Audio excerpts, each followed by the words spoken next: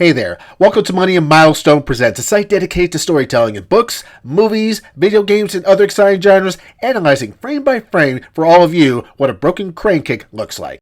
About a few months back, Netflix ended the Cobra Kai series, and at the same time that this was ending, we were now given hope that there was going to be more Karate Kid / Cobra Kai stuff coming our way.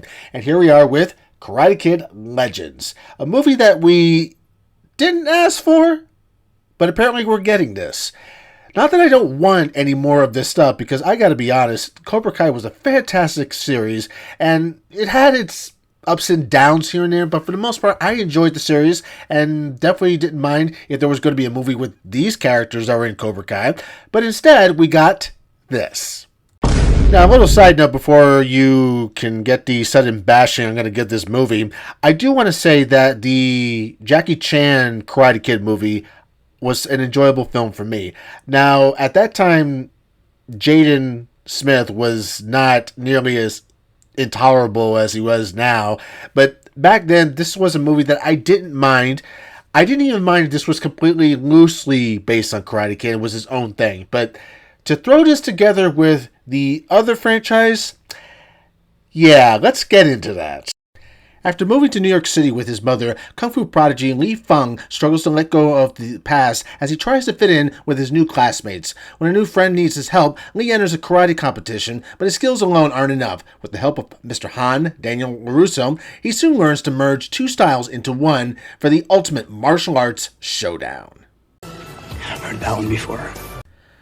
Not for a lack of trying, the premise is pretty standard for a Karate Kid film, and it's not like they haven't done this trope before. And Li Feng is an interesting character to start off with, but maybe that's the only problem we seem to have here, is that he's interesting on the surface. What we understand about him, at least in context and further parts of the plot, well, it leaves a little bit to be desired. Do you understand the words that are coming out of my mouth? Well, maybe you don't understand me entirely, but I'll try to break it down the best I can. To start off with, what I mean by Feng's backstory is that it includes a tragic event that's not even explained in the first 20 minutes of the film, but it takes about roughly well over an hour before you even get a sense of what happened at the beginning, and by the time that happens, our motivations for getting behind this character are kind of lost along the way. And in order for us to, understand Lee, you always have to have something that pulls out the best or even the worst in him. And that's got to be the antagonist. Which, let's be real, Connor Day does not exactly invoke a bully to me in any.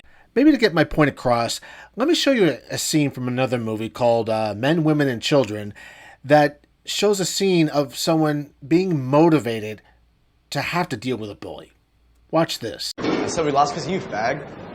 How could you have lost because of me if I wasn't even there? That's why it's your fault, you fuckface. We could lose district. Who cares? Everybody cares. Everybody. Alright, yeah, whatever.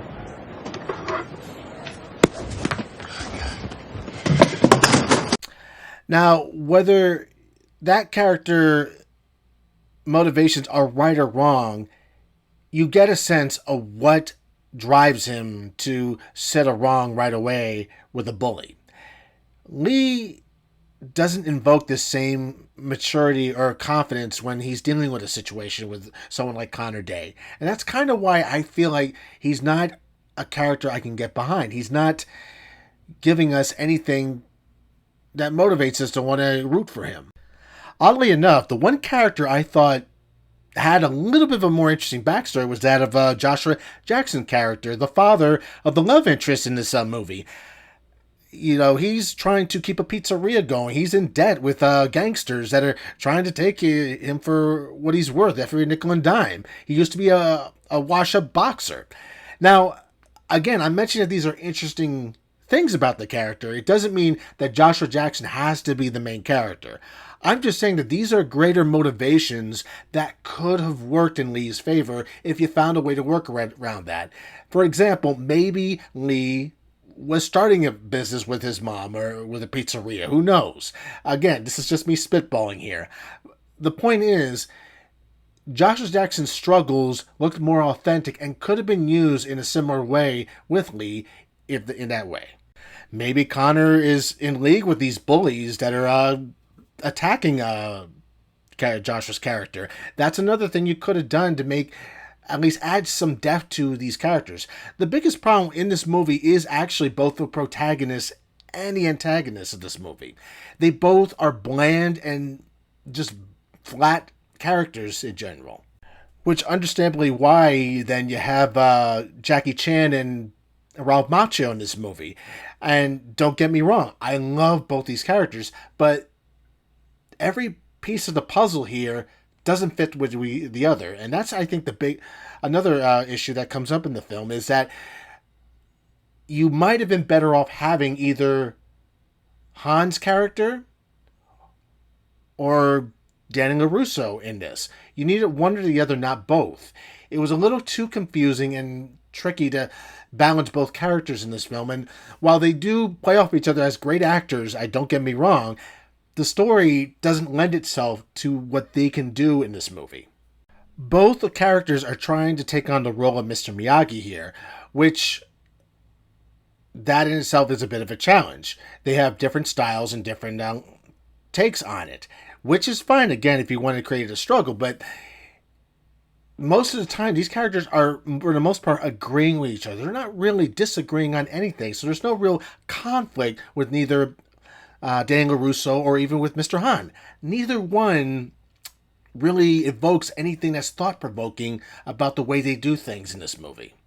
At best, Karate Kid Legends is just nostalgia bait with a lot of key jangling here, with iconic characters that just sort of bring us back to a time when we had great movies that touched on the themes of bullying and standing up to bullies and how to stand up for yourself in the face of difficult odds.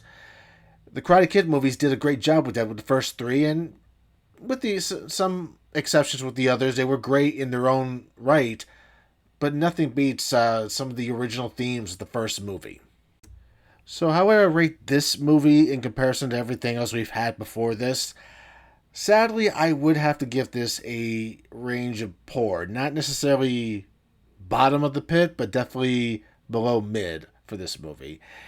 Unfortunately, it just lacks any real connection between story through and through. And I did watch the whole thing, but it's just a paint-by-numbers film that doesn't really get me invested in Lee. It doesn't get me invested in the ending of the story or any of the resolutions we get in it in that way. So those are my final thoughts on Karate Kid Legends. Maybe some of you guys saw this movie and have different thoughts on that. I'd love to hear your comments on it as well. Also, if you haven't already, please like, share, and subscribe, because we are trying to build this channel up and try to get this to a point where we will get to do more things here and there as we progress further along the way. So with that in mind, for me to sign out, you know what I usually say? You best better believe I'll be back.